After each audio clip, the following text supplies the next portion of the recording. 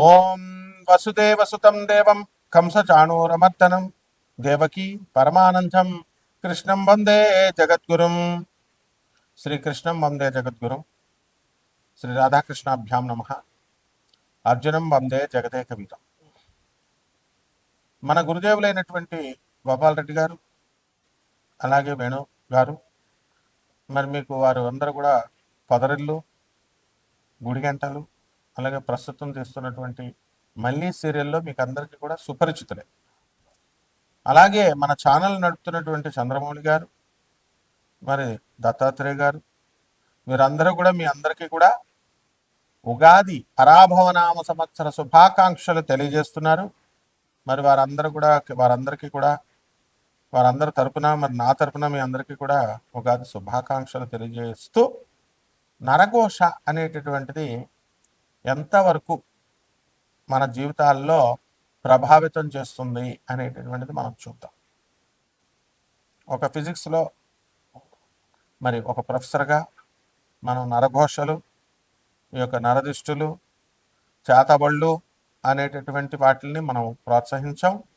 అయినప్పటికీ కూడా ఆధ్యాత్మికంగా, అలాగే పురాణాల్లో, మరి రామాయణంలో ముఖ్యంగా వీటి యొక్క ప్రస్తావన ఉంది.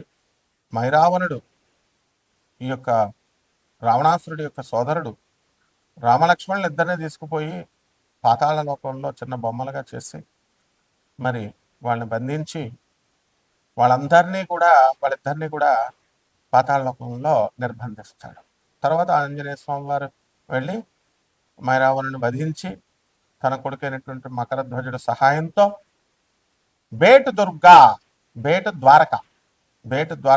ద్వారకలో మనకి గుజరాత్లో ఉంది. మరి అక్కడి నుంచి ఇద్దరు పాతాళ లోకానికి వెళ్తాడు స్వామివారు. అది బెర్ముడా ట్రయాంగల్ అనేటటువంటిది మీరు విన్నారు. అట్లాంటిక్ మహాసముద్రంలో ఉంటుంది. ఫ్లోరిడా, తర్వాత ఈ యొక్క బెర్ముడా అనేటటువంటి ఈ యొక్క అట్లాంటిక్ మహాసముద్రంలో ఆ దేశాల మధ్యలో అత్యంత గురుత్వాకర్షణ శక్తి ఉన్నటువంటి ప్రాంతం అది. అక్కడికి ఏ ఓడలైతే వెళ్తాయో మరి వార్షిప్స్ అవన్నీ కూడా అదృశ్యమైపోతాయి. ఈ విధంగా జరుగుతున్నటువంటిది ఈ 20th సెంచరీలో కూడా మనకి ఏమిటిది అని చెప్పి దీనిపైన ఇండియన్ గవర్నమెంట్ ఒక కమిషన్ వేస్తుంది. ఇదేంటో ఒక ఆశ్చర్యకరమైనటువంటి సంఘటన. వెళ్ళిన షిప్పులు మాయమైపోతున్నాయి. అసలు దాని గురించి మళ్ళీ పరిశోధన చేయడానికి వెళ్ళిన షిప్ కూడా తిరిగి రాలేదు. వాట్ ఈస్ దిస్ అని చెప్పినప్పుడు ఆ ప్రాంతం మీద జరిగినటువంటి రీసెర్చ్లో ఏం తెలిసిందంటే అక్కడ గురుత్వాకర్షణ శక్తి చాలా అధికంగా ఉంటుంది. అక్కడ మ్యాగ్నెటిక్ నార్త్ పోల్ను చూపించదు కంపాస్, ఒరిజినల్ నార్త్ పోల్ను చూపిస్తుంది. వేవ్స్ కూడా ఎలా ఉంటాయంటే భయంకరంగా ఉంటాయి. సో అక్కడ వెళ్ళినటువంటి ఈ యొక్క వార్షిప్స్కి మనకి ఆ మాయమైపోవడం, ఇలాంటి సంఘటనలన్నీ కూడా చూసి ఇది మిస్టిక్గా, ఆశ్చర్యకరంగా మరి ఏమిటి అనేటటువంటి దాని మీద ఇంతవరకు కూడా క్లారిటీ లేదు. సైంటిఫిక్గా అన్ని ప్రూవ్ కావు. కాబట్టి ఈ యొక్క నరఘోష అనేటటువంటిది మనకి హీరో సుమన్ గారిని మనం తీసుకున్నప్పుడు ఆయన చాలా మేధావి, చాలా మంచివారు. మరి నేను ఒక మహోగ్ర తారగా ఎదిగిపోతున్న రోజుల్లో నా పైన చేతబడి చేయించారు అని చెప్పి ఆయన తన సొంత ఇంటర్వ్యూలో ఆయన స్వయంగా చెప్పడం జరిగింది. అటువంటి మహామేధావి చెప్పినటువంటి ఆయన యొక్క మన ఇంటర్వ్యూని మనం కొట్టి పారేయలేము. మరి దీని అంతటికీ ఏమిటి అంటే నరఘోష, నరదృష్టి.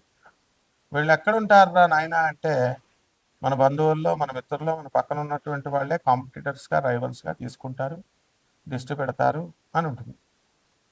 దీన్ని అదునుగా తీసుకొని పూనకాలు వచ్చేవాళ్ళు, అంజనం వేస్తామనేటటువంటి వాళ్ళు, పురోహితులు, మంత్రగాళ్ళు, ఇలా కపట బ్రాహ్మణ, కపట జ్యోతిష్కుల, కపట మంత్రగాళ్ళంతా కూడా ఏమని చెప్తారంటే మీ బంధువుల్లోనే ఉన్నారు, మేము పేర్లు చెప్పాం, ఇట్లా ఏదో చెప్తూ ఉంటారు. సో బంధువుల మధ్య గొడవ పెట్టడం, ఇవన్నీ కూడా పేర్లు చెప్పడం వల్ల, వెల్లడించడం వల్ల. ఇవన్నీ పక్కన పెడితే నరదృష్టి అనేటటువంటి వినాయకుల వారి యొక్క ఫోటోలు వస్తున్నాయి, అందరూ ఇంటి ముందు తట్టుకుంటారు. మరి మన గురువుగారు అయినటువంటి శ్రీమాన్ నండూరి శ్రీనివాసరావు గారు కూడా ఆయన ఒక సాఫ్ట్వేర్ ఇంజనీర్గా ఉండి మరి శ్రీ వైష్ణవులై మరి సాక్షాత్తు మా గురువు గారైనటువంటి ఇకిరాల వేదవ్యాస్ గారికి బంధువులై వారు కూడా నాకు ఈ యొక్క నరఘోష నరదృష్టి వల్ల మనందరం కూడా మనం దాని ఎఫెక్ట్ ఉంటుంది అని చెప్పి వారి యొక్క వీడియోల్లో చెప్పడం జరిగింది. ఇవన్నీ ప్రాక్టికల్ విషయాలు.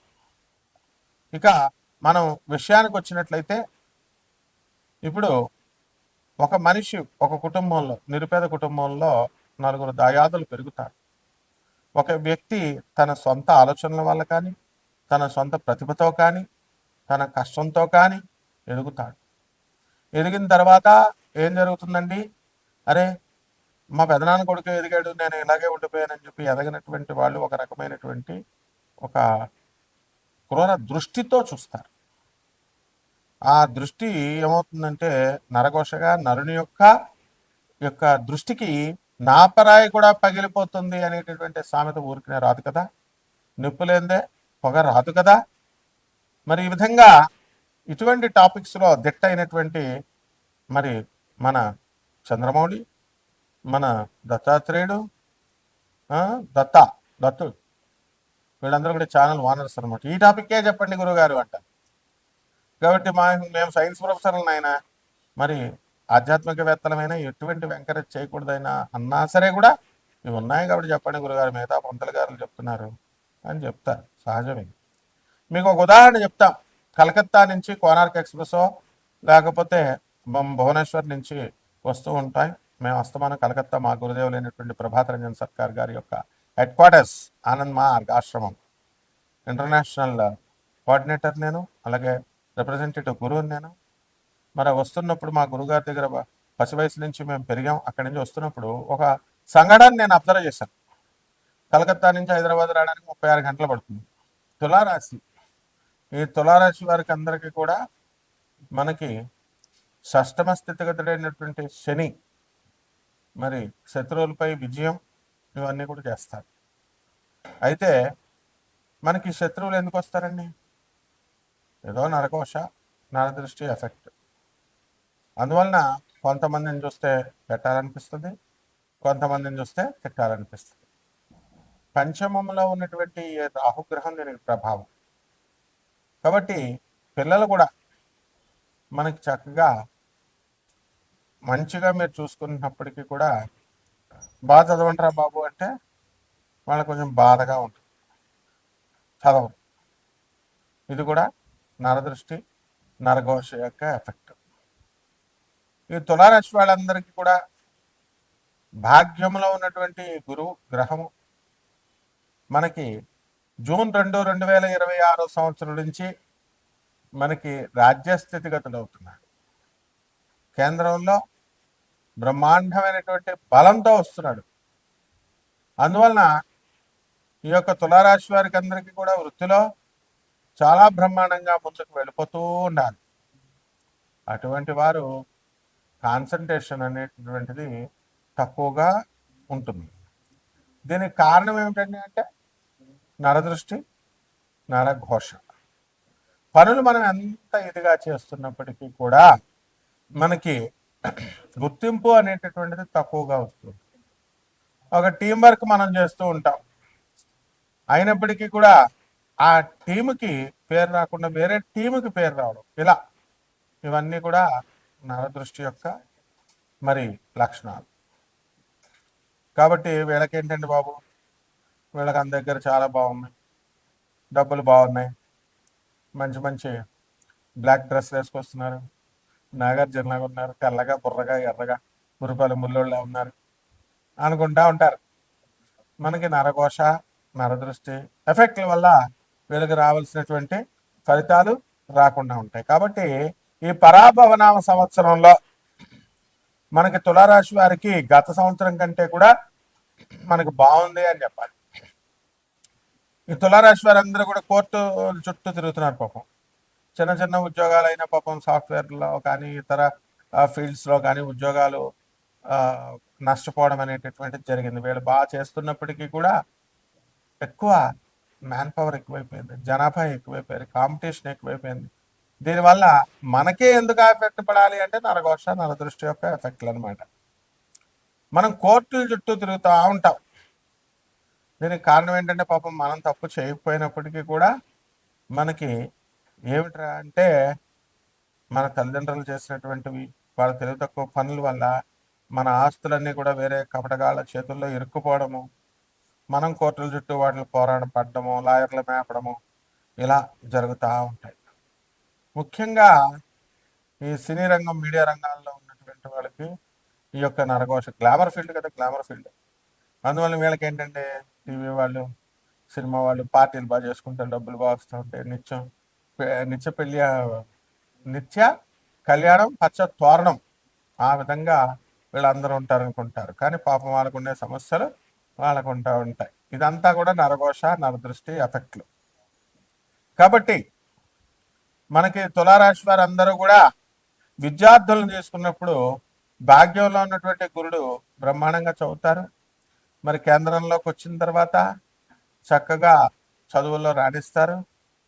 మన వృత్తుల్లో కూడా మంచి బ్రహ్మాండంగా ముందుకెళ్తారు. ఇంకా చాలా ముందుకెళ్లాల్సినటువంటి వాళ్ళు కాస్త ఈ నరఘోష ఎఫెక్ట్ల వల్ల మనకి తగ్గిపోతూ ఉంటుంది అన్నమాట. మన ఎఫెక్టు, మన భూము, ఇవన్నీ కూడా. ఆ విధంగా షష్ఠ స్థితిగతుడైనటువంటి ఈ యొక్క శనిగ్రహ ప్రభావం వలన మనం బ్యాడ్ హ్యాబిట్స్కి లోనైపోయి వీటి వల్ల మనం పాడైపోయేటటువంటి విధానంలో వీళ్ళు ఏం చేస్తారంటే వాటిని అధిగమిస్తారనమాట. అందువలన వీళ్ళు చక్కగా వీళ్ళు అనుకున్న పనులు అనుకున్నట్లు సాధించుకుంటూ ముందుకెళ్ళిపోతూ ఉంటారు. కాబట్టి రాజకీయ నాయకులను మనం చూసుకున్నప్పుడు వీళ్ళకి ఎంతో పెద్ద పదవులు రావాలండి. కానీ వాళ్ళ ఆశించినటువంటి మినిస్టర్ పదవులు, ఎమ్మెల్సీ పదవులు అనుకోండి, ఎంపీల పదవులు అనుకోండి, ఇలాంటివి రాకుండా నామినేటెడ్ పోస్టుల్లో కూడా ప్రాధాన్యత ఉండేటటువంటి పోస్టుల్లో కాకుండా మరి అప్రాధాన్యమైనటువంటి లూప్ లైన్లో ఉన్నటువంటి పోస్టుల్లోకి, లేదా ఆ పార్టీ అధ్యక్షులుగానో లేకపోతే ఆ పార్టీలో ఉన్నటువంటి జిల్లా అధ్యక్షులుగానో ఇలా పరిమితం అవడం అంతా కూడా ఈ యొక్క నరదృష్టి, నరఘోష యొక్క ఎఫెక్ట్స్ అనమాట. కాబట్టి ఈ రాశుల వారందరూ కూడా మనం ఏం చేయాలండి అంటే కొన్ని పరిహారాలు చేసుకోవాల్సినటువంటి అవసరం ఉంది. పంచమంలో ఉన్నటువంటి రాహు చతుర్థంలోకి 5 డిసెంబర్ 2026 సంవత్సరంలో వస్తారు. మానసికంగా వీళ్ళంతా కూడా కృంగిపోవడానికి అవకాశాలు ఉంటాయి. మరి తులారాశి వారు ఎవరైతే ప్రేమల్లో నిమగ్నమయ్యారో మరి వాళ్ళ ప్రేమలంతా కూడా, వాళ్ళ ప్రేమికులు మమ్మల్ని గుర్తించట్లేదండి, మేము ఎంత లవ్ చేసినా సరే 1 సైడెడ్ లవ్లు అయిపోతున్నాయి, మరి 2 సైడెడ్ అవ్వట్లేదండి అని చాలా బాధల్లో ఉంటూ ఈ అమ్మాయిలు నమ్ముకునే కంటే మందుబాటులు నమ్ముకోవడం బెస్ట్ అనేటటువంటి ఈ యొక్క నిర్ణయానికి వచ్చేస్తారు. కాబట్టి ఈ యొక్క రాశివారి, తులారాశి వారికి అందరికి కూడా మరి డిప్రెషన్కి వెళ్ళాల్సినటువంటి అవసరం లేదు. లాభంలో కేతు ఉన్నాడు మీకు. ఎంఎన్సీలు, ఫారిన్ అమ్మాయిలు వస్తారు, జర్మన్ అమ్మాయిలు, స్పానిష్ అమ్మాయిలు, ఇలాంటి వాళ్ళందరూ కూడా మిమ్మల్ని ప్రేమిస్తారు మిమ్మల్ని. అందువలన లవ్లో డిప్రెషన్కి అయితే మందుబాటులు పట్టుకోమని ఎవరు చెప్పారు? కాబట్టి ఈ రాశి వారందరూ కూడా పులకరింతలు వస్తూ ఉంటాయి, కొత్త కొత్త ప్రేమికులు వస్తూ పాత ప్రేమికులు పోతుంటాయి. అనేక రకాలుగా మనకి లాభాలే తప్ప నష్టాలు ఉండవు. కానీ ఇవన్నీ కూడా కంట్రోల్ చేస్తూ, రెగ్యులేట్ చేస్తూ ఈ నరఘోష అనేటటువంటి ఒక వ్యవస్థ మీ మీద పనిచేస్తూ ఉంటుందన్నమాట. కాబట్టి పరిహారాలు కొన్ని చేసుకోవాలి. సింపుల్ పరిహారాలే కదా, డబ్బులు లేని పరిహారాలు. ఈ తులారాశి వారికి మనకి రాహు బాగుండలేదు, మీరు మోనార్కులు అయిపోతారు, నేనే రాజు నేనే మంత్రి అని అలా అన్నప్పుడు మరి వాళ్ళకు కూడా, అమ్మాయిలకు కూడా ఇగోలు ఉంటాయి. అందువలన వాళ్ళంతా కూడా పారిపోవడానికి, అసలే ఎస్కేపిస్టులుగా ఉండేటటువంటి కలియుగం ఇది. ఈ కలియుగం కామయుగం. రకరకాల కోరికలు. నేను నెంబర్ 1 అవ్వాలని ఒకళ్ళు, నేను వ్యాపారాల్లో సామ్రాజ్యాన్ని నిర్మించాలని ఒకళ్ళు, పేరు ప్రతిష్టలని ఒకళ్ళు, ఇలా రకరకాల ఎవరి గోల్స్ వాళ్ళ ప్రకారం వాళ్ళు చేసుకుంటూ వెళ్తారు. అందరూ కూడా చంద్రగుప్త మౌర్య అలాగా అవ్వాలని చూస్తూ ఉంటారు. కాబట్టి పరిహారాలు ఏంటంటే రాహు జపం చేసుకోవాలా, రాహు స్తోత్రాలు చేసుకోవాలా, రాహుకి కిలోంపావు మినుముల్ని, ఆవుపేట రంగు ఉన్నటువంటి వస్త్రాలను ఇచ్చి పేద బ్రాహ్మణులకి శనివారం నాడు ఉదయం 8 గంటలకు దానం చేసుకోవాలా. దేవతావృక్షం అయినటువంటి రావి చెట్టు చుట్టూ ప్రదక్షిణాలు చేసుకుంటూ ఓం శనేశ్వరాయ నమః, రాహవే నమః అంటూ జపం చేసుకుంటూ ప్రదక్షిణాలు చేయాలి. అయితే రావి చెట్టుకి నీళ్లు పోయాలి మనం. కానీ మనం ఏం చేస్తాం, స్పూన్ నీళ్లు పోస్తాం అంతే. ఇప్పుడు నీళ్లు పోయమన్నాడుగా సిద్ధాంత్ గారు, స్పూన్ పోస్తే చాలు అన్నట్టు స్పూన్ పోస్తారు. రావి చెంబుల్లో నార్త్ ఇండియన్ అమ్మాయిలు చూడండి, వాళ్ళంతా ముసుగులు వేసుకుని వచ్చి చిన్న చెమ్మలు తీసుకుని ఓం నమ శివాయ అంటే రావి చెట్టుకు వేసుకుంటారు. ఈ రావి చెట్టు ఏంటండి అంటే లింగ రూపం, అది పరమేశ్వరుని యొక్క స్వరూపం. కాబట్టి పుష్కలంగా 2-3 బకెట్లు నీళ్ళు పోసి ప్రదక్షిణాలు చేసుకోండి, బ్రహ్మాండంగా ఉంటుంది. శుభమస్తు.